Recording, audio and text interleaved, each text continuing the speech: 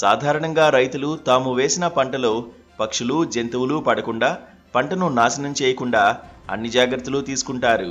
కానీ ఈయన మాత్రం సపరేట్, పక్షుల ఆకలి తీరుస్తున్నాడు.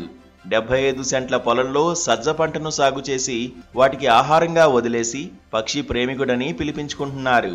కరోనా నుంచి ఈ విధంగా పక్షుల కోసం సజ్జ పంటను పండించి వదిలేస్తున్నానని రైతు దేవదాస్ చెప్పాడు.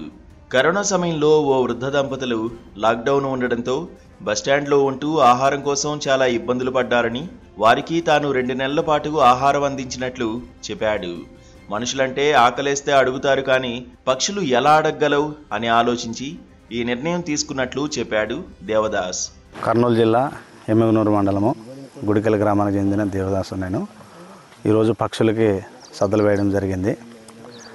గతంలోన ఈ ఆలోచన రానికి కారణము రాజేశ్వర హోటల్ కాడ ఒక తల్లిదండ్రులు లేని వ్యక్తి ఆయన అన్నము అడగడం జరిగింది. ఆ రోజుల్లోన లాక్డౌన్ 1 గంట వరకే క్లోజ్ చేయడం జరిగింది. 6 గంటలప్పుడు హోటల్లో లేకుండా ఉండడం వల్ల ఆయన నన్ను అన్నము తీసుకురాని అడిగాడు. ఆయన మనిషి కాబట్టి అన్నం అడిగినాడు. ఇవి మాటలు పక్షులు అడగలేవని చెప్పేసి ఇక్కడ కూడా చాలామంది సద్దల పంట వేసిన వాళ్ళు కూడా ఈ పక్షులను కూడా సద్దలు తిన్నకొచ్చినప్పుడు చాలామంది వాటి కావులుండి కూడా పొలంలో కుసనీయకుండా బయటికి అల్లిస్తున్నారు శబ్దంతోన. ఆ విధంగా చేసే వాళ్ళకు కూడా మనము ఏమంటే పక్షులు నోరు లేని పక్షులని చెప్పేసి వాటిని మనము ప్రేమతోన ఈ విధంగా వాటికి సద్దలు వేయడం జరిగింది.